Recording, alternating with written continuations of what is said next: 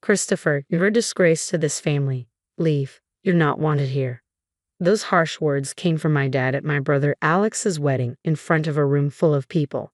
Alex didn't stand up for me. I was about to leave, boiling with anger, when a wedding staff member approached me, asking for help in a moment of crisis.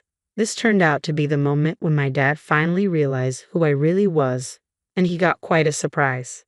"My name is Christopher, and I'm one of two brothers. Our dad, a lawyer, was always tougher on me than on Alex. Growing up, we had no free time between lessons and studying. Even playing with friends wasn't allowed. I worked hard to live up to Dad's expectations and to catch up to my brother Alex, who I deeply admired. But no matter how hard I tried, I always felt inferior to Alex and a disappointment to my dad. The first significant event in my life was taking the entrance exam for a prestigious private school. Knowing it was a long shot, I still tried to get in because Dad wanted it. The result was inevitable. I failed. After that, Dad pretty much ignored me, only speaking to Alex and my mom. So, I ended up going to a local public high school. For those 3 years, I constantly felt stressed. Dad continued to ignore me, and so did Alex, which was heartbreaking. My only solace was my mom. She continued to treat me the same way as always. Right after high school, I left home without saying a word to Dad or Alex. I'd only left a note for my mom. Desperate to leave, I found a job where I could also live in. Luckily, I found a job opening at a hotel. I applied right away and got the job. Ever since I started working, I've been living a fulfilling life. It wasn't stifling like it was at home. I got to focus on what I needed to do. Christopher, another mistake. How many times do I have to tell you? Michael, the hotel manager, was really tough on me. As a high school graduate, I didn't know anything about the real world and was always getting scolded. Still, I worked hard every day. But it was a different kind of tough from Dad. Michael actually praised me when I did well, which motivated me to do better. Something memorable happened at the start of the new year. New Year's is the busiest time for the hotel. After completing all the required training, I was finally able to work on my own. That year, the hotel seemed more crowded than usual, especially during dinner time when guests either gathered in a big room to eat or had meals delivered to their rooms. It was insanely hectic. I was still a rookie and knew I was causing the hotel some trouble, but I gave it my all. Then a minor event happened on New Year's Day. A coworker got the flu, leaving us short-staffed. I worked my tail off, probably putting in twice the hours mandated by state labor laws.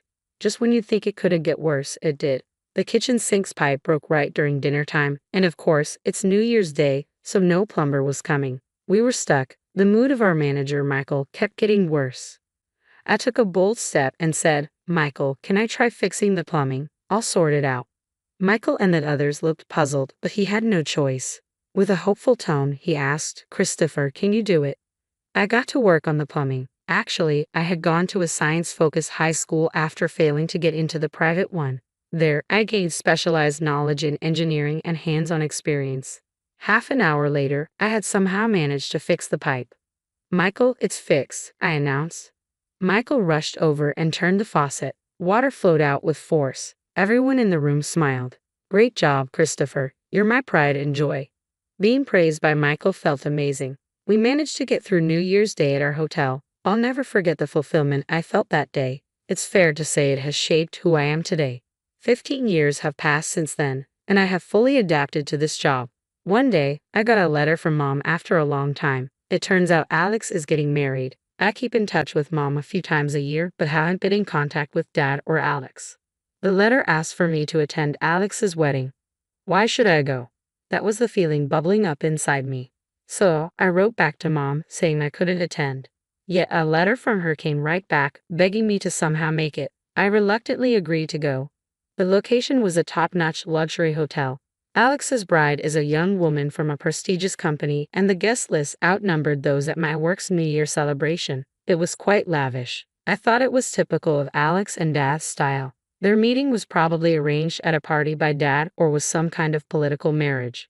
On the day of the wedding, I wore a suit I'd had for a few years and headed to the venue. I gave my name at the reception and was guided to the waiting room. There were already quite a few people there, all looking like high society folks. It must be Alex's bride, the woman with long, beautiful hair in the back. With no one to talk to, I was people watching when I locked eyes with two men I recognized. Their faces were clearly unhappy. Dad and Alex walked up to me.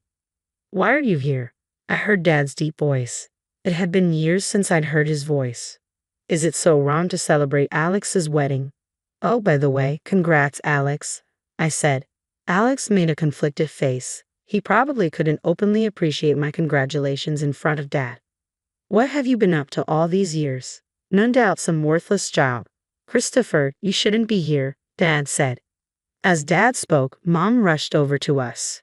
"Come on, Christopher is here to celebrate. No need to be so harsh." Mom was desperate to persuade Dad, but her voice was drowned out. "Enough, Mom. Christopher, let me make this clear. You're a disgrace. I don't want you ruining Alex's celebration. Get out." Even I felt the surge of anger. I hadn't wanted to come to Alex's wedding in the first place, and yet I was treated like this. That's why I didn't want to come. "Fine, I'm leaving." "Okay, Mom. This is why I didn't want to be here, to see this terrible Dad," I said and turned my back to exit the waiting room. I picked up my belongings and was about to step outside when I heard someone call out, "Please wait." A wedding staff member from the hotel was rushing over. "What's up?" It seems we have an unexpected guest for today's wedding. We're short on seats and food." Everyone in the waiting room looked worried. Emily the planner, the parents-in-law, and the staff. "I see. Is that what's going on?" Emily couldn't handle it alone, and they were asking for my help. But what did this have to do with me? Reflecting on past actions, I thought they deserved it. All my grievances against Dad and Alex were bubbling up, but then memories from the past filled my mind. Times when Alex and I used to play. Alex always made time to play with me during study breaks. If I just walked away, I would be no different from Dad. I turned back to the wedding staff. "Can you take me to Emily?" The staff member's face relaxed. I quickly followed them back into the waiting room. I returned to the very place I was kicked out of. In the center of the room, Emily, my dad, and the bride's father all wore worried expressions. As I got closer, my eyes met Dad's. "Why has Christopher returned?" "Leave." Dad approached me with a furious look, but Emily got to me first. "General manager, please help us," she said. Dad's eyes widened in shock. "You see, I'm now the general manager for all the hotels that my current company manages. When I first joined, we had just started expanding. Now we have hotels and wedding venues all over the country. And this hotel we're in right now, it's one of the hotels I oversee. I think I can handle this." I calmly explained the situation. "Dad, I'm busy right now. We'll talk later." Saying this, I turned back to Emily. "Relax, Emily. Get the seats and everything else ready. I'll take care of the food." The stress faded from Emily's face. "Understood. I'll leave the food to the general manager and handle the rest." With that, Emily rushed off. "All right, it's my turn now." Everyone in the waiting room was watching me. I left the room and headed to my friend, Chef Jackson. This hotel has a high-end restaurant, and Jackson, the chef, is a good friend of mine. "Hey, you in?" I called out. After some rustling, Jackson appeared. "Christopher, what brings you here?" "Work. I'm here as a guest today. My brother's wedding is happening here, but we're one meal short. Can you help?" "Sure thing. I'll whip something up with my culinary skills." "Much appreciated. I owe you dinner." "Looking forward to it." I returned to the waiting room after taking care of a few things. The guests had already moved to the ceremony area. Only my parents and the bride's parents were left. "The issue is resolved. We've got an extra meal coming," I announced. Upon hearing this, my mom and the bride's parents looked relieved. My dad looked conflicted. Quite the proud man he is. "Christopher, thank you so much. Because of you, the celebration can go on successfully. It's all in a day's work as a general manager." And with that, we all entered the ceremony hall. The lights dimmed, and the groom and bride entered. Alex looked incredibly handsome, and his bride was stunning. The ceremony proceeded, and then it was mealtime. I confirmed that everyone was served and breathed a sigh of relief. The ceremony concluded successfully. The faces of the groom and bride were filled with happiness. After the ceremony, we had a little talk with Alex's family and the bride's family. The topic was gratitude toward me, especially from the bride's family. I was thanked profusely. These moments are why I love my job. "Christopher, thank you so much. We had the best date ever, all thanks to you." "No worries. Wishing you all the happiness in the world." "Thank you so much." I looked at Dad and Alex, both of them wearing complicated expressions. Mom walked over to me. Christopher, you did wonderfully. Thank you. Dad and Alex want to speak to you. I looked back at Dad and Alex. Alex spoke first. Christopher, you saved us. Thank you and sorry for everything up to now.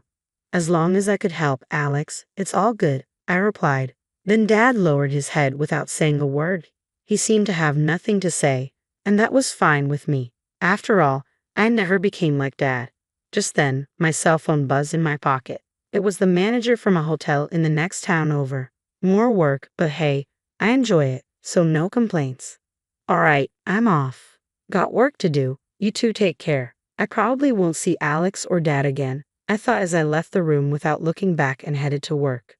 3 days after Alex's wedding, I was enjoying a rare day off, sitting on the sofa, sipping warm coffee. That was my happy time. Suddenly, the doorbell rang. Who could it be? I wondered as I went to the door. Alex was there. Surprised, I opened the door. Alex, what brings you here? Sorry, I got your address from Mom. Wanted to talk to you. Christopher, he wants to talk to me. Maybe he came to say thanks again. Well, you want to come in. Pardon the mess. If it's okay with you, Christopher, I'd like that. Alex gave a forced smile. I invited him in and served him coffee. Thank you. Smells good. Alex took a slow sip of his coffee. Seems like we both enjoy coffee. So what did you want to talk about, Alex? Alex put down his coffee cup and looked me straight in the eye. The next moment, he apologized. I'm really sorry for everything. I was puzzled. He came all this way to say that. A phone call would have sufficed. Hey, it's all right, Alex. Alex looked up. Actually, I came today because I want to share some things with you, Christopher. If you don't mind, I'd like you to hear my grievances. Grievances? I was left speechless. Alex began to speak slowly.